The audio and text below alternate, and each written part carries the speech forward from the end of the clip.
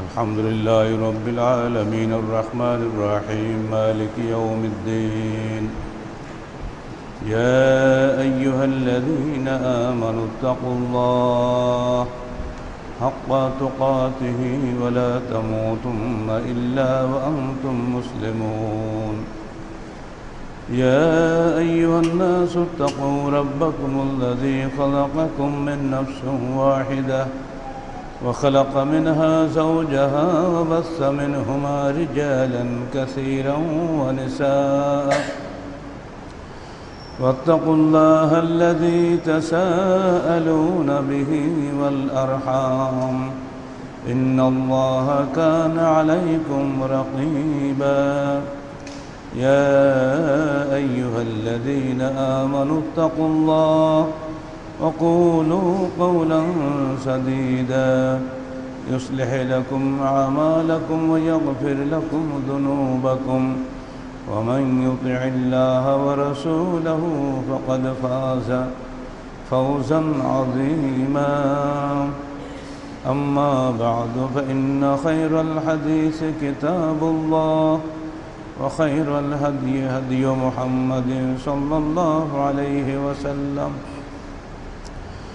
وخير الأمور عوازمها وشر الأمور محدثاتها وكل محدثة بدعة وكل بدعة ضلالة وكل ضلالة في النار.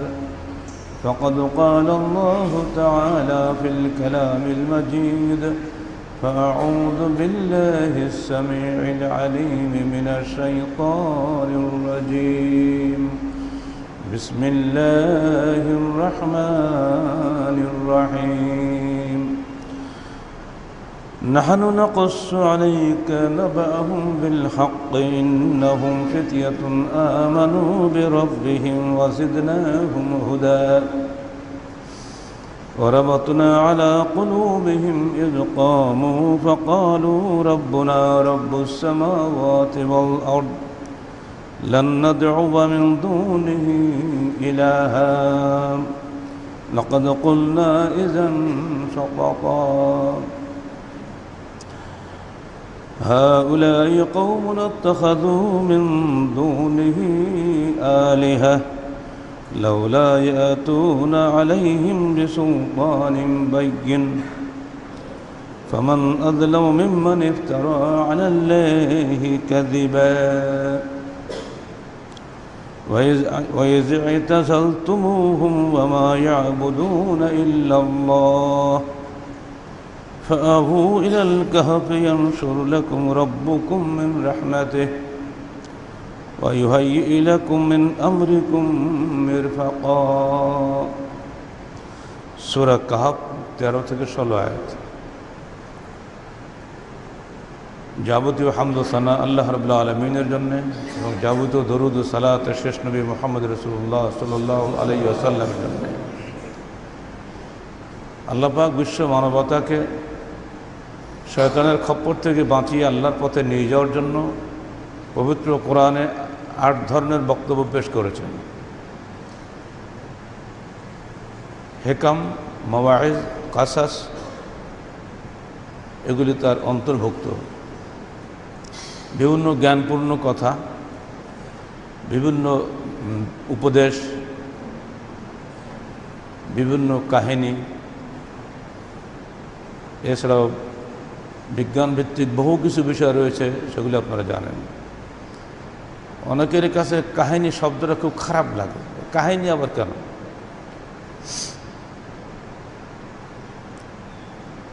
শব্দের প্রতি অ্যালার্জি থাকা ঠিক নয়। মূল বিষয়বস্তুর প্রতি খেয়াল করা ভালো।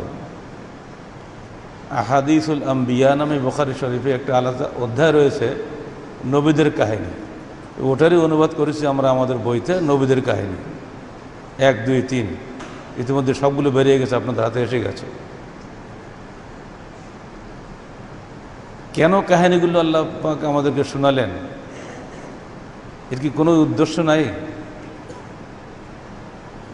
ছোট বাচ্চাকে মা রূপকথার গল্প শুনিয়ে ঘুম পাড়ায়, বাচ্চা বোঝে না, কিন্তু গল্প শোনে, শুনতে শুনতে তার মধ্যে একটা নতুন প্রেরণা সৃষ্টি হয়, তার চিন্তাধারা অন্যদিকে ঘুরে যায়। মানুষ আসলেই অত্যন্ত অল্প জ্ঞানের অধিকারী। তো তাদের সামনে আল্লাহ পাক গল্প করে শয়তানের দিক থেকে ফিরিয়ে নেন, যেমন মা তার সন্তানকে কান্না থেকে ফিরিয়ে নিয়ে আসেন। মায়ের গল্প আর আল্লাহর গল্প তো এক হয় না।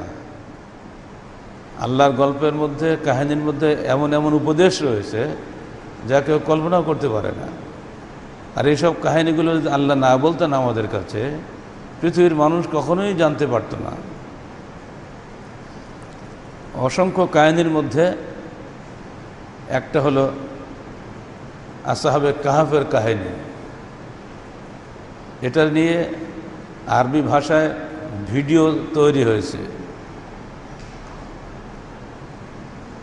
যারা ল্যাপটপ চালাতে পারেন, ইসলামের নাম করে,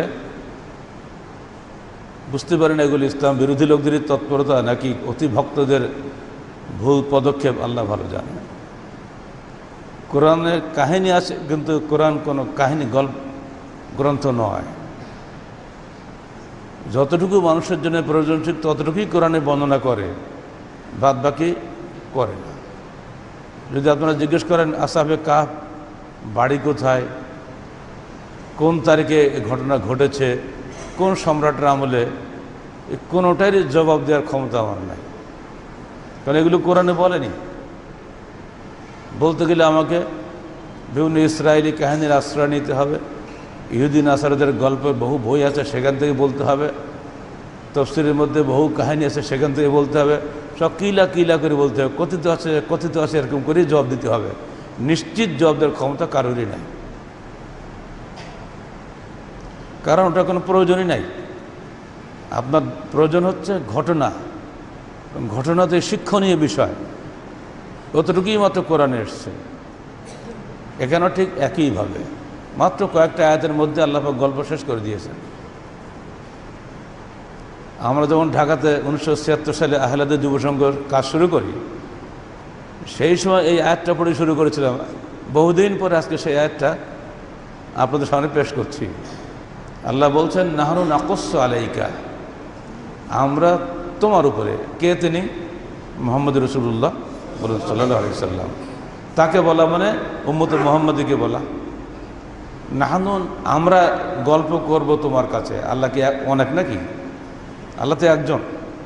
আনা আকুসসু বলার দরকার ছিল, নাহনু নাকুসসু কেন বললেন? এটা নিয়ে আমাদের দুশ্চিন্তার শেষ নেই। কতই যে প্রশ্ন করে। এ যুগের মানুষ আমলের চাইতে প্রশ্নের জোর বেশি। কেন আল্লাহ ইন্না আতায়না কাল কাউসার বলল? আমরা কাউসার দিয়েছি, আল্লাহ তো একাই দিয়েছে, তা আমরা কেন বলল? নাহনু নাকুসসু আলাইকা, আমরা তোমার উপরে বর্ণনা করব গল্প।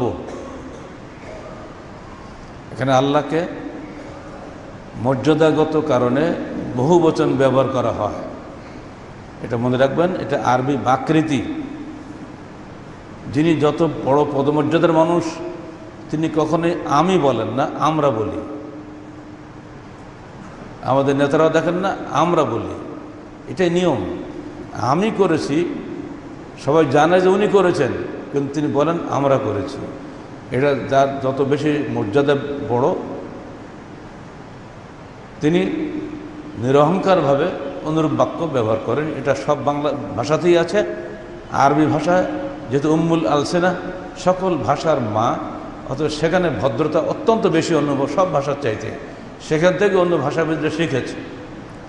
আল্লাহ নিজেই যেহেতু সৃষ্টিকর্তা, তিনি ভাষা দিয়ে শিখাচ্ছেন যে বান্দা, তোমরাও যখন কোনো কথা বলবে, আমি করেছি বলে অহংকার প্রকাশ করো না, আমরা করেছি বলে নিরহংকার ভাব প্রকাশ করবে। এটা আদব শিক্ষা হয়েছে কোরআনের মাধ্যমে। আল্লাহ বলছেন আমরা তোমার কাছে। তোমার কাছে কেন বলা হলো? কারণ নবীর তো কোনো নবী তো নবী, তার কাছে তো বান্দা। আলাইকা বলে রসুলের প্রতি আল্লাহ পাক স্নেহপূর্ণ আহ্বান। আমরা তোমার কাছে গল্প করছি। এই যে কত আদরের মাখা কথা, এই যারা বুঝেন তারা বুঝেন। সূরা ইসরা প্রথম আয়াতে বলা হচ্ছে কি, আসরা বিআবদি লাইলা মিনাল মাসজিদিল হারাম ইলাল মাসজিদিল আকসা। আল্লাহ পাক তার এক বান্দাকে নিয়ে মসজিদ হারাম থেকে মসজিদ আকসায় ভ্রমণ করালেন রাতের বেলায়। বান্দা তো বোঝা যাচ্ছে শ্রেষ্ঠ নবী, শেষ নবী হওয়া সত্ত্বেও তাকে আল্লাহ পাক আদর করে বান্দা বলছেন, দাস বলছেন। এটা দিয়ে বোঝা যায় মানুষের সর্বোচ্চ মর্যাদা হচ্ছে আল্লাহর গোলাম হওয়া, আল্লাহর গোলামি করা। কথা বলছে রসুলকে যখন আল্লাহ পাক বান্দা বলছেন, বান্দা তো আপনিও, বান্দা তো আমিও, এটাতে বোঝা গেল রসুলকে আল্লাহ পাক নবী বলছেন না, রসুল বলছেন না, বলছে বেআবদিহি, তার এক বান্দা। তা আমার বান্দা নয়, তার এক বান্দা বলে আরও বেশি তাকে সম্মানিত করা হয়েছে। এই জন্য হাদিসে এসছে শ্রেষ্ঠ নাম হচ্ছে আবদুল্লাহ, আব্দুর রহমান, আব্দুর রহিম। আব্দ দিয়ে যে নামগুলো, এই নামগুলো শ্রেষ্ঠ নাম, কারণ আব্দের মধ্যে আল্লাহর দাসত্বের একটা বিষয় ফুটি ওঠে। আর আল্লাহ দাস হওয়াটাই সবচেয়ে বড় জিনিস, শয়তানের দাস হওয়ার চাইছে, তাই না? মানুষ অধিকাংশ শয়তানের দাস। আর যখন সন্তানের নাম রাখা হয় আবদুল্লাহ, ওই সন্তান সারা জীবন চিন্তা করে আমার আব্বা আমাকে আবদুল্লাহ হওয়ার জন্য বলে গেছে, আব্দুল শয়তান হওয়ার জন্য বলে। অতএব শয়তানের ওয়াসওয়াসায় পড়ে যদি অন্যায় করেও ফেলে, সে সঙ্গে সঙ্গে তওবা করে চলে আসে আল্লাহর দিকে। এটাই হলো বান্দার, অর্থাৎ যারা জান্নাতি বান্দা তাদের লক্ষণ। আর জাহান্নামীদের কথা বাদ দেন, যত নসিহত করেন তত বদমাশি বাড়বে। নাহানু নাকুসসু আলাইকা, হে মুহাম্মদ তোমার উপরে, আল্লাহ কিন্তু সাল্লাল্লাহু আলাইহি ওয়াসাল্লাম বলবে না। দেখেছি অনেক কোরআনের অনুবাদ তফসিরদার লিখেছেন, আশ্চর্য হয়ে গেছি। কোরআনের অনুবাদ করছে সেখানে, যেখানে এইরকম আব্দের কথা এসছে ব্র্যাকেটে সাল্লাল্লাহু আলাইহি ওয়াসাল্লাম দিয়ে দিয়েছে। যেখানে হুদের নাম আসছে, সালেহের নাম আসছে, ইব্রাহিমের নাম আসছে, দেখবেন কোরআনে আহলাইসদের লেখা অনুবাদ ব্র্যাকেটে আলাইহিস সালাম, কোথাও ব্র্যাকেটে সাল্লাল্লাহু আলাইহি ওয়াসাল্লাম। তো আল্লাহকে আলাইহিস সালাম বলবে নাকি? হুঁশ নাই যে এই বক্তাটা কে? বক্তা তো আমি না, আমি তো অনুবাদক মাত্র, বক্তা তো আল্লাহ। তা আল্লাহকে আপনার সাল্লাল্লাহু আলাইহি ওয়াসাল্লাম বলবে? এই হুঁশটা পর্যন্ত নাই সব মুফাসসিরে কোরআন এই বসে আছে। দুঃখ লাগে এগুলো পড়ার সময়, এত খারাপ লাগে। শেষ করে দিয়েছে দেশের বাংলা ভাষাগুলোকে এই সমস্ত তফসির কারকরা আর অনুবাদকরা। প্রাসঙ্গিক কোনো কথা বলে দেব, অন্য কিছু নয়। আমি তোমার উপরে এখন কাহিনী বর্ণনা করব। কিসের? নাবাআহুম বিল হাক্কে, একেবারে সত্য কাহিনী। আল্লাহ তো মিথ্যা কথা বলেন না, তাই না? আল্লাহ যদি বলে বিল হাক্কে, তার অর্থ কী হয়? এতে আদৌ কোনো মিথ্যার সংমিশ্রণ নাই। কাফেররা যতই যাই বলুক, তা আদৌ কোনো মিথ্যার সংমিশ্রণ নাই।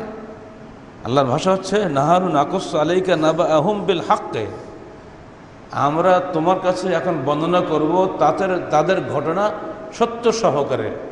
কারা?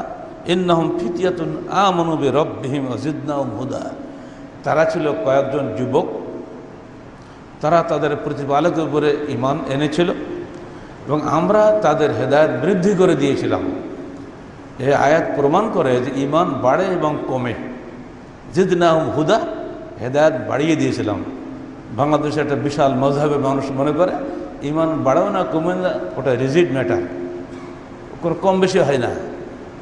অথচ আমরা দেখতে পাই প্রতি মুহূর্তে ঈমান কমছে বাড়ছে। আপনারা এখনও মসজিদে আছেন, খুতবায় সুন্দর পরিবেশে আছেন, এখন থেকে কেউ বিড়িও খাবে না, সিগারেটও খাবে না, মদও খাবে না, কিছুই খাবে না, তাই না? কারণ কি? এই পরিবেশে তার ঈমান বৃদ্ধি পাচ্ছে, সে শয়তানি কাজ করবে না। ঠিক এখান থেকে বেরিয়ে যখনই আপনি কোনো দিবস পালন করার জন্য যাবেন, আজকে তো আপনাদের একটা দিবস পালনের দিন মনে পড়ে, আজকে 17 এপ্রিল। শুনলাম 10টার সময় ফোন করলে আমাদের সচিব সাহেব, গাড়িতে এত ভিড়, পরে খেয়াল হলো আজকে 17 এপ্রিল। উনি নেমেছেন চুয়াডাঙ্গা স্টেশন, নেমেই ফোন করছে আমাকে। তো বলতে আমাদেরও মনে নাই কী হয়। ওরে বাপরে বাপ, আজকে মুজিবনগরে না জানে কি হচ্ছে, আল্লাহই ভালো জানে। 3 দিন আগে আরেকটা দিবস করলেন আপনারা, বাঘ ভাল্লুক হতুম বেসা মাথা করে খুব দৌড়ালেন রাস্তাঘাটে, তাই না? এই ইয়ং ছেলেরা দৌড়াইছে নাকি? খবরদার, তওবা, একদম তওবা। এইগুলো করে মূর্তি পূজা করলাম পরশুদিন, মানে মঙ্গলবার দিন মূর্তি পূজা করলাম। লক্ষ লক্ষ নয়, কোটি কোটি টাকা নষ্ট হয়েছে আপনাদের। কতগুলো ব্যবসায়ী তাদের ব্যবসায়ের স্বার্থে কিছু বুদ্ধিজীবীকে ভাড়া করে, কিছু মিডিয়াকে ভাড়া করে, কিছু বেসরকারি টিভিকে কাজে লাগিয়ে মানুষকে, বিশেষ করে তরুণ সমাজকে উস্কে দিয়ে এইসবগুলো করে যাতে ওদের ব্যবসাটা জোরদার হয়। একটা ইলিশ মাছ 2.5 কেজি ওজনের দাম হলো 16,000 টাকা। এই টাকাটা কে খাবে, কে বিক্রি করবে, লাভ পাবে? গরিব পাবে না ধনী পাবে? ওই ধনী ব্যবসায়ী পাবে না। গরিবের কোনো উপকার নাই। 1 প্লেট পান্তা 500 টাকা, গরিব খায়। ইতিহাস ঘাটলে দেখা যাবে 1965-র আগে এদেশে কখনোই পয়লা বৈশাখ উদযাপিত হতো না। প্রথম ছায়ানট 1965 সালে ঢাকাতে বর্ষবরণের উৎসব করল। পাকিস্তান গভর্নমেন্ট এতে উৎসাহ দেয়নি, ফলে আর আগায়নি। 71 স্বাধীনের পরেও এটা ছিল না। 1984 সালে এরশাদ সাহেবের আমলে এসে 14ই এপ্রিলে কতগুলো বেকার যুবক, কর্মহীন, তারা পরামর্শ করে এই দিন পান্তা ভাত বানিয়ে বসে গেল ওই বটতলায়, ঢাকায় যেখানে এগুলো করে। পান্তা খুব বিক্রি হলো, প্রচণ্ড বসে গিয়ে রুদ্র তমাটে আকাশের নিচে দাবদাহে বসে যদি কেউ পান্তা ভাত পায় রমনা বটমূলে, কত মজা লাগে। যারা পান্তা খাননি তারা বুঝবেন না, আমি বড় পান্তা খোর লোক। আর পান্তা খেতে হবে কাঁচা মরিচ, সরিষার তেল আর পেঁয়াজ দিয়ে। পারলে চিংড়ি মাছ মতো এখন বিলাসী সামগ্রী হয়ে গেছে। এটা যে খায়নি সে কিছুই খায়নি দুনিয়ায়। ওই বেকার ছেলেগুলো ওই পান্তা আসলে বানালো দিয়ে মানুষ গরমে ছটফট করছে, যদি আমরা পান্তা বানিয়ে দেখি চলে কেমন বাজার। ভদ্রলোকেরা ঢাকা যারা থাকে তারা তো পান্তা জীবনে চোখে দেখে না। হয় পরোটা, না রুটি, না 1 কাপ চা, 1টা মুড়ি, এই তো ওদের পুঁজি। বিরাট বিরাট বিল্ডিং আছে, ওদের ভাগ্যে খাওয়া নেই, কারণ গ্যাসের রুগী। আলহামদুলিল্লাহ তার চেয়ে নদর লোক অনেক অনেক গুণ ভালো আছে, এরা পেট ভরে ভিতরে খেতেও পায়। ওইসব ভাগ্যে, ওদের ভাগ্যে খাওয়া দাওয়া নেই। এই যে পান্তার ব্যবসা শুরু হয়ে গেল, এরপরে দুষ্ট লোকেরা শুরু করলো ওই সঙ্গে সংস্কৃতি সেবী নাম করে কিছু দুষ্ট লোক একের নাম দিয়ে দিল পয়লা বৈশাখের, ওই সঙ্গে যোগ হলো ইলিশ। ইলিশ কিন্তু শুরুতে ছিল না। বাংলাদেশের অর্থনীতিতে শতকরা 1 বা কেউ বলেন 2 ভাগ জিডিপি শুধু ইলিশ মাছের বিক্রির টাকা দিয়ে হয়। আর সেই ইলিশ মাছ এখন চলে যাচ্ছে মাশাআল্লাহ মমতার দেশে। বাংলার মানুষ ইলিশ আর খেতে পায় না। হ্যাঁ, এই দিন খান। ফলে এই দিবস পালন করতে গিয়ে বাংলাদেশের অর্থনৈতিক মেরুদণ্ড ভেঙে দেওয়া হচ্ছে। সেই সঙ্গে সঙ্গে কিছু ব্যবসায়ীদের ব্যবসায়িক স্বার্থ উদ্ধার হচ্ছে, এবং এই সুযোগে দুষ্ট লোকেরা কিছু হুতুম পেশা, বানর, উল্লুক ইত্যাদি বানিয়ে আপনাকে বুঝিয়ে দিচ্ছে, হে মানুষ তুমি ছিলে আগে বানর। সেখান থেকে আস্তে আস্তে মানুষ হয়েছে। ডারউইনের থিওরির একটা মৃত থিওরি, ওটাকে বাস্তবতা নিয়ে আসছে আমাদের দেশের এই লোকেরা। এবার এই সঙ্গে উপার বাংলা এপার বাংলা যারা মিলন চায়, যারা বাংলাদেশ স্বাধীনতার শত্রু, যারা, তারা বোঝাচ্ছে এটা আবহমান কালের সার্বজনীন লোকোৎসব। হলো মাত্র সেদিন, হয়ে গেল আবহমান কালে। যদি সার্বজনীন হয় তাহলে হিন্দু মুসলমান উভয় বাঙালি একই দিনে পয়লা বৈশাখ করবে না। বাংলাদেশে যেদিন পয়লা বৈশাখ হলো সেদিন পশ্চিমবঙ্গে ছিল 31শে চৈত্র। বাংলাদেশের হিন্দুরা ওই দিন পয়লা বৈশাখ করেনি, তারা এদিন চৈত্র সংক্রান্তি করেছে। বোকা মুসলমানরাই পয়লা বৈশাখ করেছে। বোকা বলা তো ভুল, কারণ তারা বাংলাদেশের বড় বড় বিদ্বান। আমরা বললো বিদ্বান হতে পারো তুমি, কিন্তু বুদ্ধি তোমার বিক্রি হয়ে গেছে, আসল জায়গা নাই। যে ব্যক্তি তার রক্ত ভুলে যায়, যে ব্যক্তি তার ধর্মবিশ্বাসকে ভুলে যায়, যে ব্যক্তি বাপদাদার রক্তকে অস্বীকার করে, ও কি ছেলে, ওটা কি মানুষ, ওটা তাকে কি বলতে হবে? ভাষাটা আপনারাই দেন, আমি বলবো না। ফলে এই দিবস পালন করেছেন আপনার মঙ্গলবারে, আজকে আবার দৌড়াইছেন এই মুখো মেহেরপুরের দিকে। হুঁশতাল কিছুই না, কেন যাচ্ছে, কোথায় যাচ্ছে, কিছুই বলতে পারে না। খুলনা সিটি কলেজের ছাত্র ছিলাম 74-75-এ, বড় বাজারে প্রায় যেতে হতো।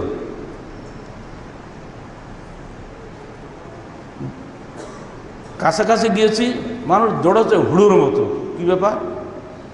তা জানি না, দৌড়ান, বাঁচতে গেলে পালান সে কি। কেন শুনলাম পরের দিন একটা বড় মহিষ নাকি বাজারে ঢুকে পড়েছিল, কেটা বোধহয় খোসা খোসা মেরেছে, ও রাগ হয়ে গেছে, মহিষে মারিছে ঘুতা, একদম পড়ে গেছে, আর লোক দৌড়ানো শুরু করছে। জানলাম পরের দিন পত্রিকায় যে কেন মানুষ দৌড়লো। এই হলো বাঙালিদের চরিত্র, কাল হুড়োর মতো দৌড়াবে, কোথায় যাচ্ছে, কেন যাচ্ছে, কি কারণ, কি তাতে ফলাফলটা কি, লাভ লোকসান কি, কোনো কিছুরই হিসাব নাই। এই জন্য হুজুগে বাঙ্গাল বলে একটা গল্প আছে বাংলাদেশে। যাই হোক, নিজেদের কথা ছোটো করা ঠিক হবে না, আমাদের মধ্যে বহু জ্ঞানী মানুষও আছে। জ্ঞানী মানুষদের কাছে আমাদের অ্যাপিল, এইসব দিবস পালন ইসলামের নিষিদ্ধ। আল্লাহ দিন রাত্রি মালিক, প্রতিটি দিনেই ভালো মন্দ আছে, প্রতিটি রাত্রেই ভালো মন্দ আছে, সব কিছু আল্লাহর বিধান অনুযায়ী হয়। ওকাল্লিবুল লাইল ওয়ান নাহার, আমি রাত্রি এবং দিন আবর্তন বিবর্তন করি, তোমাদের কোনো ক্ষমতা নাই। অর্থাৎ আমাদের উচিত হবে প্রতিটি দিবস থেকে কল্যাণ আহরণ করা, নিজের দুনিয়া এবং আখরাতের কিসে ভালো হবে সেটা খুঁজে বের করা। এই যুবকরাও ঠিক অনুরূপ একটি মেলায় গিয়েছিল, বিশাল মেলা চলছে, স্বয়ং সম্রাট সে মেলাতে আসছেন, হাজারে হাজার বলা ঠিক হবে না, লাখে লাখে মানুষ জমা হয়েছে, অনেক কিছু ব্যাপার স্যাপার। এই ছেলে সাতটি, এরা হলো রাষ্ট্রের বড় বড় নেতাদের ছেলে, কেউ কেউ বলছেন সম্রাটের ছেলে, কেউ বলেছেন মন্ত্রীদের ছেলে, অর্থাৎ তারা এক কথায় রাষ্ট্রের শ্রেষ্ঠ ঘরের সন্তান। তারা গিয়ে দেখলো, আচ্ছা এই যে আমাদের মুরব্বীরা এগুলো করছেন, আর আমরা যে হাজার হাজার মানুষ এখানে এসে বসে আছি, আর ওই একটা মূর্তি বানাইছে তার পূজা করছে, সেখানে সমস্তটা ঢালতেছে, ইতে লাভটা কি? মূর্তিও নিজেই শুনতে পায় না, কি করছে এগুলো? নিজেদের মনেই একটা ছেলে প্রথম মনে ধাক্কা দেবে যে কাজটা ছেলে ওটা অপচয়, সময়ের অপচয়, অর্থের অপচয়, নিজের সব কিছু ভালো মন্দ কিছু বিচার নাই, এগুলো কেন বসে আছে আমরা কেন? ও নিজে নিজে চিন্তা করলো আসলে এগুলোর কোনোই ক্ষমতা নাই, এই সবগুলো যিনি সৃষ্টিকর্তা মহান আল্লাহ, তিনি হচ্ছেন সব কিছুর উপরে, তাগরি ইবাদত করা উচিত, মূর্তি পূজা নয়। ওই একা যে একটু দূরে যে এক জায়গায় বসে পড়েছে, গাছতলায় বলা হচ্ছে, কেউ বলছে পাহাড়ের গুহার পাশে। কিছু পরে আরেকটা ছেলে অনুরূপভাবে এসে বসছে, এমনি করে এক এক করে 7 জন হয়েছে, কিন্তু কেউ জানে না যে তারা কেন ওখানে আসছে। কারণ সরকারি আইন বা চাপ এত বেশি, এরা যদি একবার মুখ দিয়ে বলে যে এইগুলো করা ঠিক নয়, সব গর্দান উড়িয়ে দেবে। এখন যেভাবে পত্রপত্রিকা লেখালেখি হচ্ছে, দেখলাম একটা পত্রিকার সম্পাদকের উপর যদি লিখেছে একদম দেশের একদম বড় বুদ্ধিজীবীর নাম দিয়ে, এইগুলো হলো বাঙালির প্রাণের উৎসব, অথচ এর মধ্যে যখন শিরক বিদআত ইত্যাদি বলে ফতোয়া দেওয়া হয়, এটা অত্যন্ত দুঃখজনক কথা। আর উনি কত বড় পণ্ডিত মানুষ, এগুলো শিরক বিদআত তো বলা যাবে না, এগুলো বাঙালির উৎসব। শিরক বিদআত হলো মুসলমানদের, বাঙালি আলাদা, মুসলমান আলাদা, ভাবখানায়। এজন্য আমরা যে কথা বলছি, যে কোনো মুহূর্তে সরকারি চাপ আসবে, আমাদেরকে ওইরকমভাবে ওই আসহাবে কাহফের মতো গর্তে না ফেলে অন্তত জেলে তো ঢুকাবে। অনেকক্ষণ বসার পরে 7 জন যুবক একেবারে মুখ চাওয়াচ্ছে গেছে, একদম যাচ্ছে, ভাই তোমরা এখানে এসে বসে আসো কেন? তোমার এক পর্যায়ে একটা ছেলে বলে ফেলেছে যে ভাই, এই যে হচ্ছে বিশাল মেলা, কোটি কোটি টাকার অপচয় হচ্ছে, হই হই লাফালাফি নাচানাচি, এগুলো কি এগুলা? এই যে বেকার স্থানে বসায় আমার মন চায় না বলে আমি এখানে এসে বসছি। আরে যে মূর্তি পূজা করছে, মূর্তি কি করতে পারে? সে কোনো ক্ষমতা আছে? তো মাটি নিজেরা বানাইছে হাতে করে। ওর কথা শুনে আরেকটা ছেলে বলছে, আমিও তো ওই একই কারণে এখানে চলে আসছি। আর একজন বলছে, আমিও তো ওই একই কারণে এসছি। এই একে একে দেখার সবাই একই কথাই বললা শুরু করলো। এই প্রসঙ্গে একটা হাদিস আপনাদের শুনিয়ে দিই। আন আয়েশা قالت قال رسول الله صلى الله عليه وسلم الارواح جنود مجنده فما تعارف منها ائتلف وما تناكر منها اختلف رواه البخاري। মানুষের রূহগুলো একই সেনাবাহিনীর এক একটি অংশ। যখন এই রূহগুলো আর এক রূহের সঙ্গে এক মতের হয়ে যায়, তাদের মধ্যে মহব্বত পয়দা হয়ে যায়। আর দুষ্ট রুহগুলো দুষ্ট রুহুর সঙ্গে যখন মেলে তখন তারা যে আলাদা হয়ে যায়, এই ভালো রুহের সাথে তাদের ইখতিলাফ হয়ে যায়, মিলে না। এটাই কোরআনের এইভাবে মা কান আল্লাহু লিয়াযারাল মুমিনিনা হাত্তা ইয়ামিজাল খাবিসা মিনাত তাইয়্যিব। আল্লাহ পাক কখনো মুমিনদেরকে এমনি করে ছেড়ে দেবেন না যতক্ষণ না তাদের মধ্যে তাইয়্যিব এবং খবিসকে পৃথক করে না দেবেন। তাইয়্যিব মানে পবিত্র, খবিস মানে অপবিত্র। এই দুই গ্রুপের লোক আছে সমাজে, এদের মধ্যে পৃথক না করা পর্যন্ত আল্লাহ ছাড়বেন না। এই জন্য দেখেন না, আল্লাহ নবীর জীবনী পড়ে দেখবেন, পাবেন অনেক, সব নবীদের ঘটনাটা পাবেন। তো রুহ আল্লাহ এমনি করে সৃষ্টি করে দিয়েছেন। এর দেহের তো কোনো দাম নাই, মূল হল রুহ। একটা বাপ মার একই সন্তান, অথচ দেখা যায় দুই রুহে মিল নাই। বড় ভাই দিনদার, ছোট ভাই বেদিন, এরকম হচ্ছে না? আবার দেখেন পাড়ার আরেকটা ছেলে আপনার সঙ্গে বংশের সম্পর্ক নাই, আপনার সঙ্গে কি মিল? কারণ আপনার রুহের সঙ্গে ও রুহের মিল হয়ে গেছে। ও ইমানদার, আপনি ইমানদার। এই যে আল্লাহ পাক বলছেন আর রসুল বলছেন আল আরওয়াহ জুনুদুম মুজান্নাদাহ, রুহগুলো হচ্ছে একই সেনাবাহিনীর একটা অংশ। যখন ওই একই মতের লোক সে পেয়ে যায়, রুহ তার কাছে গিয়ে একদম জুড়ে যায়, ঠিক ইলেকট্রিক মেশিনের মতো জুড়ে যায়, ওর ডাকা লাগে না। আর যেমন এখানে 7টা ছেলে নিজে নিজে চলে আসছে, ওদেরকে কিন্তু কেউ ডাকেনি, ওই রুহ ওদেরকে ডেকে নিয়ে আসছে। আল্লাহ বলছেন ও রাবাতনা আলা কুলুবিহিম ইয ক্বামু ফাকালু রাব্বুনা রাব্বুস সামাওয়াতি ওয়াল আরদ লান নাদউয়া মিন দুনিহি ইলাহা। ও রাবাতনা আলা কুলুবিহিম, আমরা ওই 7টা ছেলের অন্তরগুলো একটার সঙ্গে আরেকটা মিলিয়ে দিলাম। রাবাতে আরবত মানে যেরকম সুপার গ্লু দিয়ে আটা লাগায় না, ওরকম মিলিয়ে দিলাম। পরে ওরা একেবারে ওই বিশাল জনসমাবেশ থেকে বেরিয়ে এসে এক পাশে চুপচাপ বসে গেল। তারপরে কিছুক্ষণ পরে প্রকাশ্যভাবে কথার মাধ্যমে মিলটা হয়ে গেল। যখন তারা দাঁড়িয়েছিল, অর্থাৎ বসতে পারেনি, ওই শিরকের আড্ডাখানে কোনো ভদ্রশালী বসতে পারে নাকি? বসতে পারেনি। ইয ক্বামু, যখন তারা দাঁড়িয়ে গেল, ফাকালু, এবং তারা বলল রব্বুনা রাব্বুস সামাওয়াতি ওয়াল আরদ, আরে আমাদের রব হলো আসমান এবং জমিনের সৃষ্টিকর্তা, যিনি, তিনি আমাদের রব। এই আবার করতে ঢুকলে মূর্তি। চিন্তা করেন, এই কথাটা যদি আমাদের নেতাদেরকে বলি যে ভাইরা, হতম পেশা বানর, সাপ, বাঘ, ভাল্লুক এগুলো বানিয়ে ঘাড়ে করে রাজধানীর রাজপথে ঘুরে কি লাভটা তোমাদের হলো?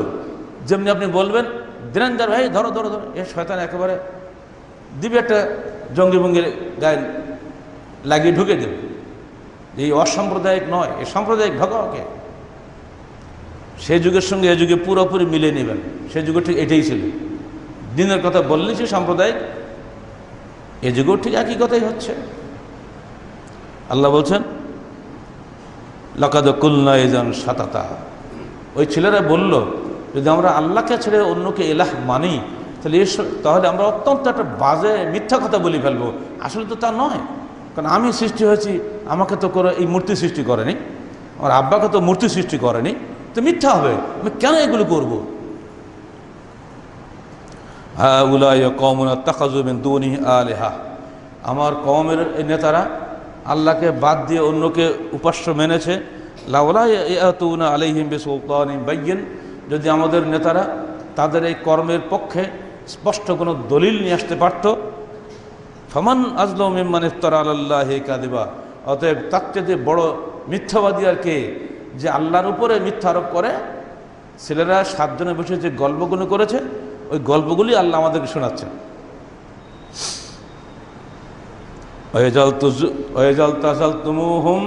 এবার আল্লাহ বলছেন, হে ছেলেরা, তোমরা যখন তোমাদের বাপদাদাদের এই সমস্ত পূজা পার্বণ ছেড়ে দিয়েছো, বিরত হয়েছ,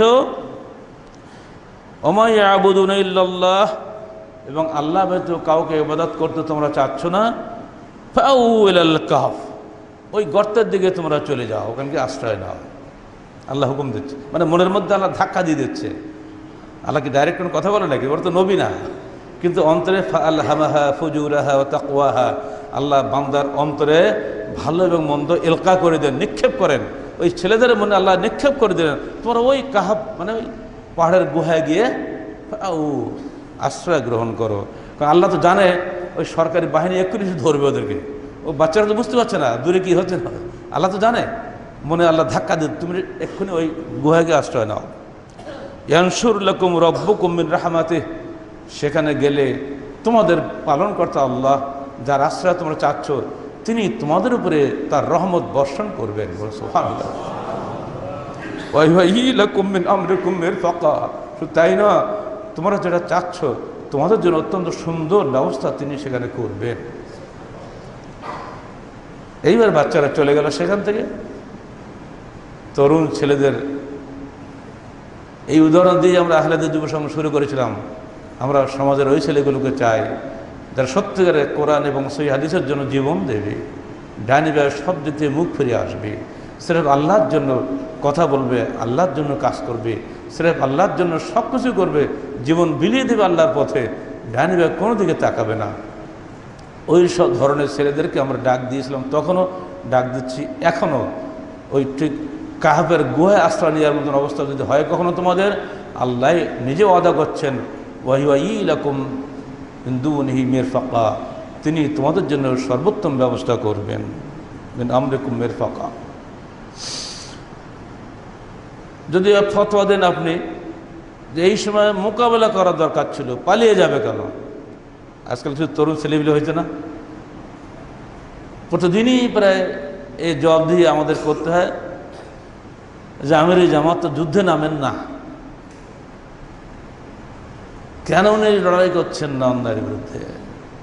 জবাব দিয়ে করতে প্রতিদিন আমার ছেলেকে, আমার সামনে আছে না কেউ, গত জুমাতেও আসছে কতগুলো ছেলে এখানে জমা পড়তে, ওরা সারা পথ জ্বালাইছে, তাই তো সবই ঠিক আছে, উনি কেন সশস্ত্র যুদ্ধে ডাক দিচ্ছেন না?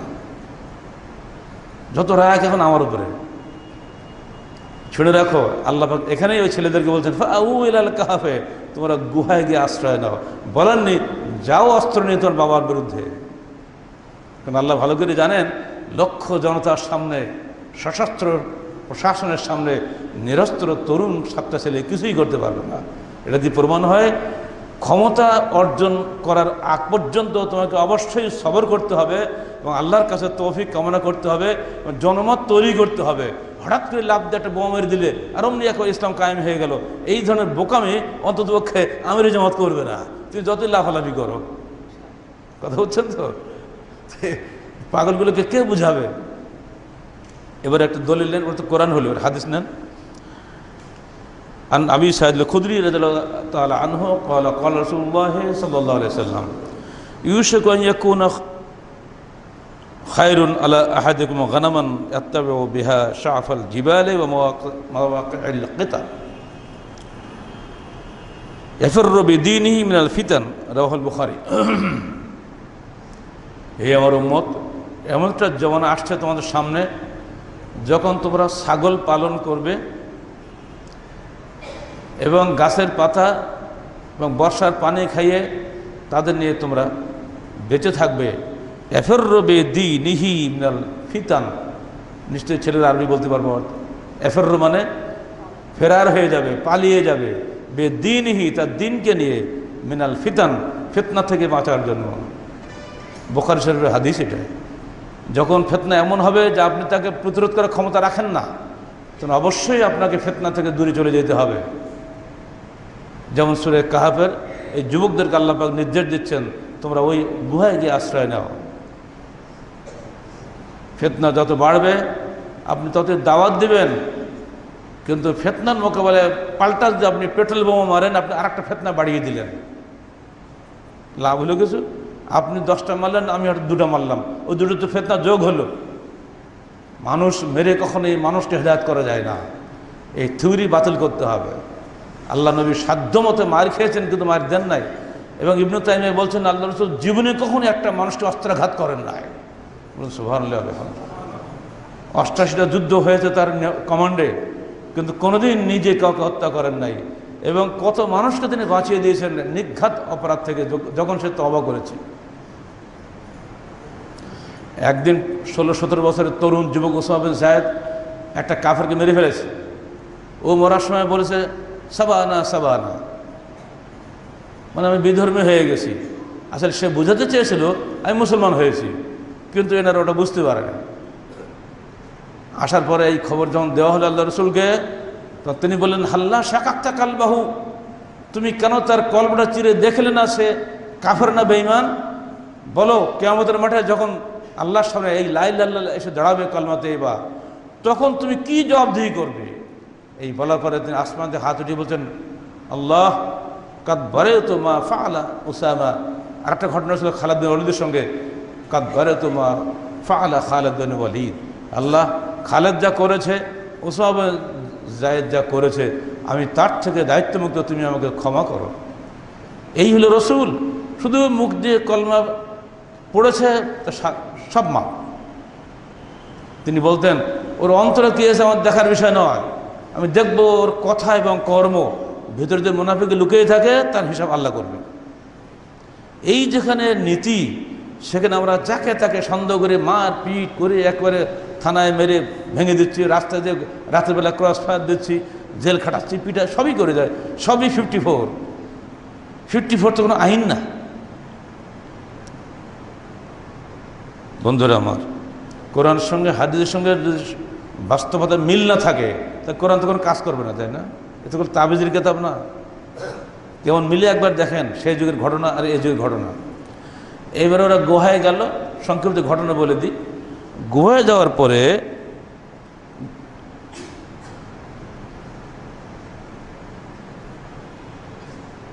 তিনশো 9 বছর আল্লাহ রাখলেন সেখানে। একেবারে এটা কোরআনের ভাষা, 309 একদম কোরআনে আছে, এতে কোনো সন্দেহ করার সুযোগ নাই। আর তাদের সঙ্গে যে প্রশিক্ষণপ্রাপ্ত কুকুরটা ছিল, কুকুরটাকে দরজার সামনে বসিয়ে রাখা হলো, যেভাবে কুকুর বসে মাথা উঁচু করে, ঠিক ওই কায়দায়। ঘরের মধ্যে কুকুর ছিল না, কারণ ক্বাল রাসূলুল্লাহ সাল্লাল্লাহু আলাইহি ওয়াসাল্লাম লা তাদখুলুল মালায়েকাতু বাইতান ফীহি কালবুন ওয়ালা তামাসিল ওয়ালা জানবুন ওয়ালা কাফিরুন। ওই গৃহে কখনো ফেরেশতা প্রবেশ করে না, রহমতের ফেরেশতা প্রবেশ করে না, যে গৃহে কুকুর থাকে, ছবি থাকে। ফরজ গোসলওয়ালা ব্যক্তি ফরজ গোসল না করে অপবিত্র অবস্থায় থাকে, এবং যে গৃহে কাফের বসবাস করে, সেই গৃহে আল্লাহর রহমতের ফেরেশতা প্রবেশ করে না। আবু দাউদ হাদিসটাও পড়ে দেখেন। এই 7 জন যুবক ছিল ইমানদার যুবক, তাদের ঘরের মধ্যে কুকুর থাকবে এই চিন্তা করা যাবে না। তবে এজন্য ওদের কুকুরটাকে আল্লাহ রেখে দিয়েছেন ওই গুহার মুখে বাহিরে, শত্রুকে ভয় দেখানোর জন্য। তারা দেখছে এখানে কুকুর বসে কি আছে এর মধ্যে। 309 বছর পরে যখন ছেলেরা আল্লাহ পাক জীবিত করলেন, তারা বাজারে গেল খরিদ করার জন্য। বড় লোকের ছেলে সব পকেট টাকা পয়সা ছিল, গিয়ে দেয় টাকা বছর, এই তোমরা কোথেকে আসছো? তখন তো বেকুব বনে গেছে একবার, যে আমার এই তো আমার গ্রাম, তো এটা আমার বাড়ি, তো আমার বাবা দাদা নাম অমুক। তো 300 বছর আগে কেউ বাপ দাদার নাম বলতে পারে না, কেউ চিনে? আমাদের কারোরই ম্যাক্সিমাম দাদা বন্ধুরা বলতে পারি, পর দাদার নামই তো অনেকে জানি না। আর 309 বছর পরে ও নাম বলা শুরু করছে, কেউ তো চেনে না। এই এরা নিশ্চয়ই কোনো সন্ত্রাসী হবে, এই বিদেশ থেকে আসছে, ধরো ধরো ধরো। তখন দেখলো সমস্যা, ধরে নিয়ে গেল রাজার কাছে। রাজা জিজ্ঞাসাবাদ করলো, তোমরা কারা? বললো। শেষকালে ওদেরকে অপমান অবস্থা থেকে তাড়িয়ে দিল, সাবধান থেকে এদের থেকে। আল্লাহ পাক তখন তাদেরকে ওই গুহায় আসার সাথে সাথে মৃত্যু দান করলেন, এবং সেখানেই তাদেরকে রেখে দেওয়া হলো।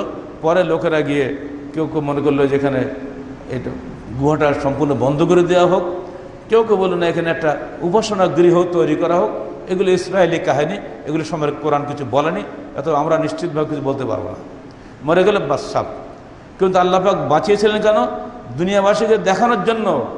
অহু আল্লাহ যে ইউহি ওয়া ইউমীত, আল্লাহ নিজে বাঁচাতে পারেন, মৃত্যু দিতে পারেন, এটা দেখিয়ে দেওয়ার জন্য আল্লাহ পাক এই দৃষ্টান্ত কায়েম করলেন।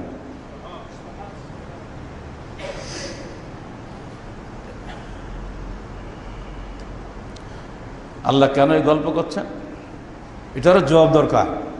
আল্লাহ বলছেন, দেখো, আর ইবনে মাসউদ রাদিয়াল্লাহু আনহু قال قال رسول الله صلى الله عليه وسلم ইয়া আইয়ুহান নাস, হে জনগণ, লাইসা মিন শাইইন ইউকাররিবুকুম ইলাল জান্নাহ ওয়া ইউবাইদুকুম মিনান নার ইল্লা ক্বাদ আমারতুকুম বিহি ওয়া লাইসা শাইইন ইউকাররিবুকুম ইলান নার ওয়া ইউবাইদুকুম মিনাল জান্নাহ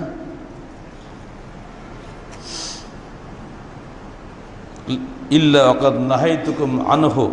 রাওয়াহু ফি শারহ সুন্নাহ আল বাহাকি ফি শুআব নিসনাদিন সহিহ।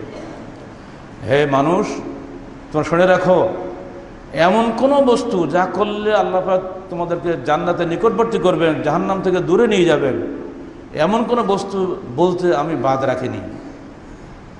আর এমন বস্তু যা তোমাদেরকে জাহান্নামের কাছে নিয়ে যাবে, জান্নাত থেকে দূরে সরিয়ে দেবে, এমন কোনো বস্তু থেকে আমি নিষেধ করতে তোমাদের বাদ রাখি নাই। অতএব তোমাদের কাছে এই কাহিনী শোনানো হচ্ছে এই জন্য, যেন তোমরা ওই 7টা তরুণ ছেলের মতো জান্নাতের দিকে এগিয়ে আসো, জাহান্নাম থেকে ফিরে থাকো। সারা পৃথিবী একদিকে যাবে, শয়তানের পূজারী হবে তোমার পুরো কওম, কিন্তু তুমি যেন কখনোই তাদের সঙ্গে চলে যেও না, আল্লাহর পথে ফিরে আসো। এই আহ্বান জানানোর জন্যই এই সুন্দর ঘটনাটি আমরা তোমাদের কাছে শোনালাম। এখন ওই রাজার নাম কি ছিল ইত্যাদি বিষয়গুলো জানার ঔৎসুক্য সবার মধ্যে আছে। ইবনে কাসির, কামুস, কাসেমি, কুরতুবী, এই যে জগৎ বিখ্যাত মুফাসসিররা যারা আছেন, তারা কিলা কিলা বলে ইসরায়েলের বর্ণনা থেকে উদ্ধৃত করে যেটা বলেছেন সেটা এই যে ওই স্থানটার নাম ছিল আয়লা, যাকে এখন ফিলিস্তিন বলা হচ্ছে। কেউ বলছেন বালকা, যেটা সিরিয়ার অন্তর্ভুক্ত। আর ওই সম্রাটের নাম ছিল, কেউ বলেছেন দকিয়ানুস, কেউ বলেছেন দাফসুস, কেউ বলেছেন আফসুস। এটা হিব্রু ভাষা, আরবি নয়। সে যুগে হিব্রু চলতো, ফিলিস্তিন এলাকার লোক সব হিব্রু ভাষী ছিল, আর মক্কা এলাকার লোক ছিল আরবি ভাষী। আর এই জন্য এখানে এই ভাষাগুলো শুনলেই বুঝতে পারবেন এগুলো একটা আরবি না। দকিয়ানুস, আফসুস, দাফসুস এগুলোকে আরবি না। ইভেন ইব্রাহিম শব্দটা কিন্তু আরবি না, তা জানেন? মুসা, ঈসা কিন্তু আরবি না, এগুলো সব হিব্রু ভাষা। এই কাহিনী থেকে শিক্ষণীয় বিষয়গুলো আপনাদের এক এক করে ধরে দিই, বুঝতে সহজ হবে। এক, আল্লাহ সৎকর্মশীল বান্দাদেরকে শত্রুর হাত থেকে রক্ষা করেন। ঠিক তো? দলিল তাই পাওয়া গেল না? আল্লাহ এ কথা কোরআনে আরও 2 জায়গায় বলেছেন, ওয়াকানা হাক্কান আলাইনা নাসরুল মুমিনিন, ওয়াকানা হাক্কান আলাইনা নুনজিল মুমিনিন। আমার উপরে হক হলো মুমিনকে সাহায্য করা, আমার উপরে হক হলো মুমিন নরনারীকে মুক্তি দেওয়া। এরকম বহু প্রমাণ আছে ইতিহাসে, হাদিসে বহু গল্প আছে, আপনারা জানেন। আলহামদুলিল্লাহ, আল্লাহর বহু বান্দা সাক্ষাৎ মৃত্যুর হাত থেকে আল্লাহ বাঁচিয়ে দিয়েছেন। আপনাদের সেই হাদিসে সে গল্প অনেকবার আমরা বলেছি না? সে গর্তের মধ্যে 3টা যুবক আশ্রয় নিল, সে পাহাড়ের মুখ থেকে পাথর আর সরে না। সে 3টা যুবক 3টা নেকির কথা বলে আল্লাহর কাছে প্রার্থনা করলো, আল্লাহ পাক ওই পাথরকে সরিয়ে দিলেন। অথচ দুনিয়ার কোনো ক্ষমতা ছিল না ওই বিশাল পাথর গুহার মুখ থেকে সরানো, অথচ স্রেফ নেক আমলের মাধ্যমে আল্লাহ পাক তাদেরকে বাঁচিয়ে দিলেন। এরকম ঘটনা অসংখ্য আছে হাদিসে, নেককার বান্দাদের জীবনে। এটা আপনারা দেখেছেন আপনাদের জীবনেও, বিশেষ করে 71-এর মুক্তিযুদ্ধের সময় কত অসংখ্য দিনদার মানুষ আল্লাহ পাক এইভাবে বাঁচিয়ে দিয়েছেন, কল্পনারও বাহিরে চলে গেছে। আমরা এখানে দাঁড়িয়ে বক্তব্য রাখছি, আমরাও ছিলাম বোমার শিকার। 10 হাত দূরে বোমা পড়েছে, আমাদের গায়ে লাগেনি। এ তো আমরা বাস্তব দলিল তার সামনে। অতএব হায়াত এবং মৌতের মালিক আল্লাহ, এবং আল্লাহ পাক সবসময় ইমানদার নরনারীকে সাহায্য করে থাকেন। এই আসহাবে কাহফের কাহিনী থেকে প্রথম শিক্ষণীয় বিষয় হচ্ছে এটা, যদি আমরা সত্যিকার অর্থে ইমানদার হতে পারি, আল্লাহর উপরে পূর্ণ তাওয়াক্কুল করতে হবে, আপনাকে পূর্ণ ভরসা আল্লাহর পরেই করতে হবে, তখনই হবে, তার আগে কিন্তু আল্লাহ আসবেন।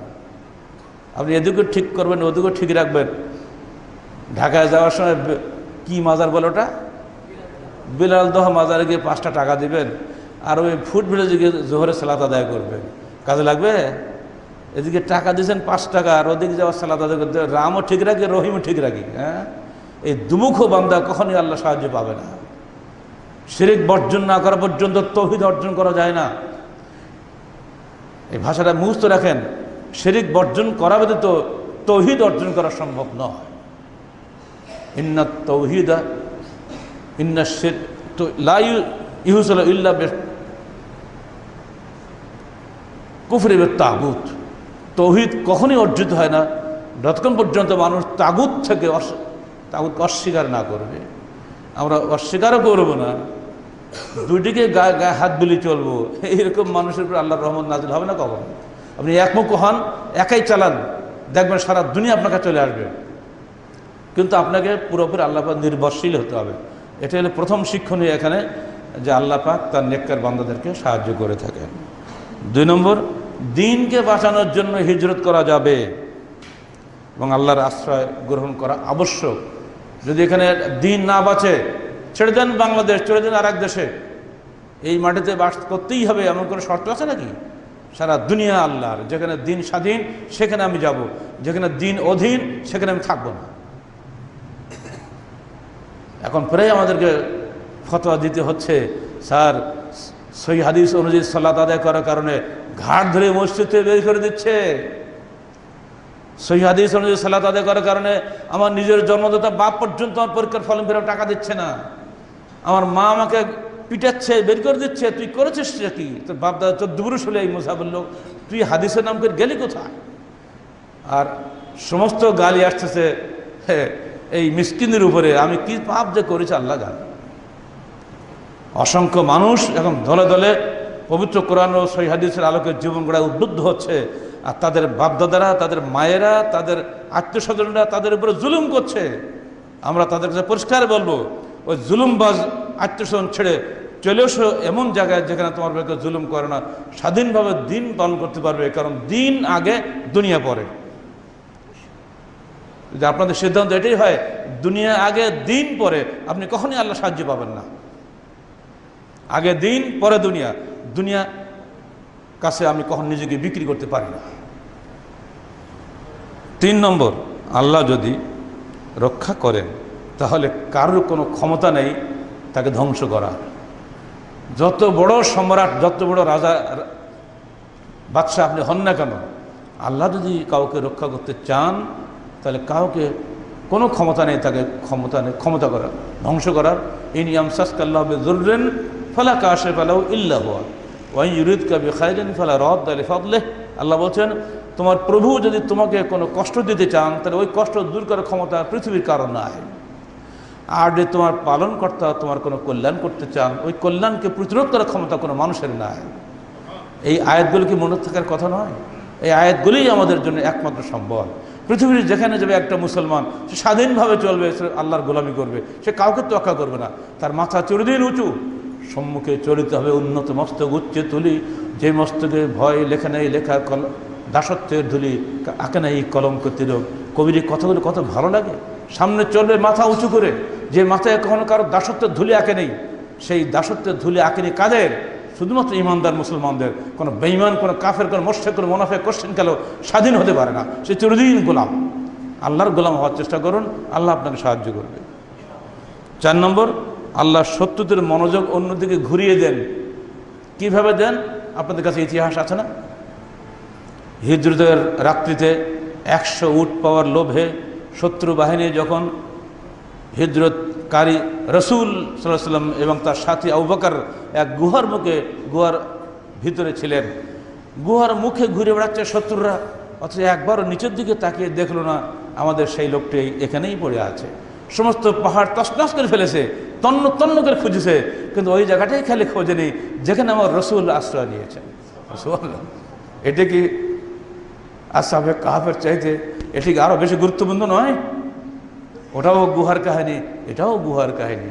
আল্লাহ বলছেন, ইল্লা তানসুরুহু ফাকাদ নাসারাহুল্লাহু ইয আখরাজাহু আল্লাযীনা কাফারু সানিয়া ইসনানি ইয হুমা ফিল গার ইয ইয়াকুলু লিসাহিবি লা তাহজান ইন্নাল্লাহা মা'ানা ফাআনজালাল্লাহু সাকিনাতাহু আলাইহি ওয়া আইয়াদাহু বিজুনুদিন লাম তারাউহা ওয়া জাআলা কালিমাতাল লাযীনা কাফারু সুফলা ওয়া কালিমাতুল্লাহি হিয়াল উলিয়া আল্লাহু আজিজুন হাকীম। সূরা তাওবা 40 আয়াত বাড়িয়ে পড়ে দেখবেন। আল্লাহ বলছেন, তোমরা যদি আমার ইমানদার মানুষদেরকে সাহায্য না করো, এখানে রসুলের কথা বলা হচ্ছে, যদি তোমরা হে দুনিয়ার মানুষ, হে মক্কার নেতারা, যদি আমার রসুলকে তোমরা একটু সাহায্য না করো, মনে রেখো তাকে সাহায্য করেছিলেন আল্লাহ। ইজ আখরাজাহুল্লাযীনা কাফারু, যেদিন তাকে কাফেররা বের করে দিয়েছিল, সানিয়াস নাইনে, মাত্র 2 জন ব্যক্তিকে, ইজ হুমা ফিল গার, যখন তারা আশ্রয় নিয়েছিল একটি পাহাড়ের গুহার মধ্যে, সেটা হলো কি গারে সওর। ইজ ইয়াকুলু লিসাহিবিহি, যখন আবু বকর বলছিল তার সাথী মুহাম্মদ সাল্লাল্লাহু আলাইহি সাল্লামকে, যখন আমার রসুল বলছিলেন তার সাথী আবু বকরকে, লা তাহজান ইন্নাল্লাহা মা'ানা, আবু বকর চিন্তা করো না, আল্লাহ আমাদের সাথে আছেন। সুবহানাল্লাহ। ওই ভয়ঙ্কর অবস্থায় এই কথা কিভাবে মানুষের মন্তব্যে বের হয় যে সম্পূর্ণরূপে যখন মানুষ আল্লাহর উপরে সুপর্দ করে দেয় নিজেকে, তখনই কেবল সে বলতে পারে, নইলে কি পারে? ফাআনজালাল্লাহ, যেমনি আমার রাসূলের মুখ দিয়ে কথা বেরিয়ে গেল, তেমনি আল্লাহ বলছেন ফাআনজালাল্লাহু সাকিনাতাহু আলাইহি, তখনই আল্লাহ পাক তার উপরে আমার সাকিনা অর্থাৎ বিশেষ রহমত নাজিল করে দিলেন। ওয়া আইয়াদাহু বিজুনুদিন লাম তারাহা, আর এমন সেনাবাহিনী দিয়ে মোহাম্মদকে আমরা সাহায্য করলাম যাকে তোমরা কেউই দেখতে পাওনি। সুবহানাল্লাহ। ওয়া জাআলা কালিমাতাল্লাযিনা কাফারু সুফলা, আর কাফের বাহিনীর যাবতীয় প্রচেষ্টাকে আল্লাহ পাক নস্যাৎ করে দিলেন, নিচু করে দিলেন। ও কালিমাতুল্লাহি হিয়াল উলিয়া, আর আল্লাহর ঝান্ডাকে আল্লাহ সমুন্নত করলেন। আল্লাহু আজিজুন হাকিম, আল্লাহ মহাপরাক্রান্ত মহাজ্ঞানী। এই ঘটনার সঙ্গে আহলে কাহফের ওই হাজার হাজার বছর আগের ঘটনা দুই কেসটা একসঙ্গে মিলাই নেন তো, ওটাও গুহার কাহিনী, এটাও গুহার কাহিনী। বরং দুটার মধ্যে কোনটা বেশি গুরুত্বপূর্ণ হচ্ছে? আমাদের নবীটা বেশি গুরুত্বপূর্ণ নয় কি? কারণ এই একটা মানুষকে মারলে পৃথিবী থেকে ইসলাম মিটে যেত, আর ওই ছেলেদেরকে মেরে ফেললে কিছুই হতো না, তার নবী না রসুল না কিছুই না, তাই না? অথচ এই দুটো মানুষকে আল্লাহ পাক সাথে কীভাবে বাঁচিয়ে দিলেন, পৃথিবীর ইতিহাসটি এটা দেখবে না? এরপরেও কি ঈমান বাড়বে না আমাদের? এটুকুই যথেষ্ট, আর তো কিছুই লাগে না।